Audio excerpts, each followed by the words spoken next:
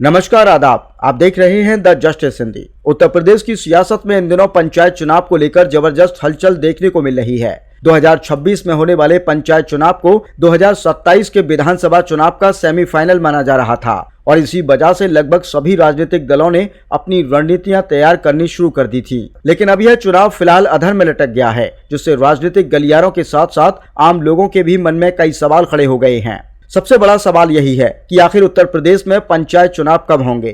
क्या ये चुनाव समय पर होंगे या फिर इसमें और देरी देखने को मिलेगी? इन तमाम सवालों के बीच प्रदेश के पंचायती राज मंत्री ओम प्रकाश राजभर ने इस पूरे मामले पर स्थिति साफ करने की कोशिश की है।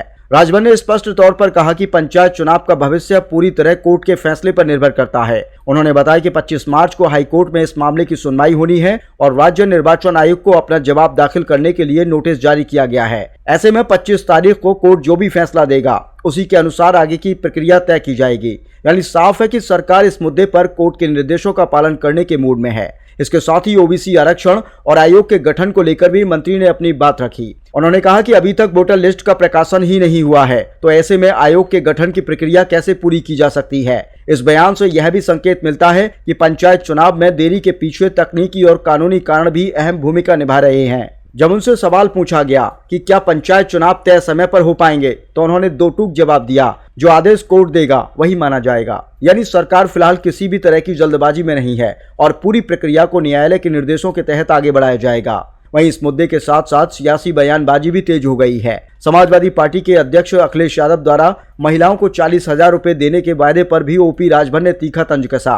उन्होंने एक पुरानी कहावत का जिक्र करते हुए कहा कि ना 9 मन गेहूं होगा न राधा गौनी जाएगी। यानी ना तो सरकार बनने वाली है और ना ही इस तरह के वादे पूरे होने वाले हैं। इसके अलावा 2027 में सरकार बनाने के दावे पर भी राजभर ने अखिलेश यादव को घेरते हुए कहा कि वे 2017 से ही सरकार बनाने की बात कर रहे हैं। 2022 में भी उन्हें 400 सीटें जीतने का दावा किया था, लेकिन हकीकत सबके सामने है। राजभर के इस बयान से साफ है कि आने वाले समय में राजनीतिक बयानबाजी और भी तेज होने वाली है। इसी दौरान उन्होंने संजय निषाद का जिक्र करते हुए कहा कि वे उनके बड़े भाई जैसे हैं और उन्होंने भी समाजवादी पार्टी पर आरोप लगाए थे कि उनके कार्यकर्ताओं का वहां उत्पीड़न होता था। कुल मिलाकर देखा जाए तो पंचायत चुनाव को लेकर उत्तर प्रदेश में तस्वीर अभी पूरी तरह साफ नहीं है। कोर्ट का फैसला आने के बाद ही यह तय हो पाएगा कि चुनाव कब होंगे और किस तरह की प्रक्रिया अपनाई जाएगी। लेकिन इतना जरूर है कि जैसे जैसे 2027 का विधानसभा चुनाव नजदीक आएगा, वैसे वैसे पंचायत चुनाव की अहमियत और भी बढ़ती जाएगी। अब सभी की नजरें 25 मार्च की सुनवाई पर टिकी हैं, क्योंकि वहीं से तय होगा कि उत्तर प्रदेश की सियासत किस दिशा में आगे बढ़ेगी।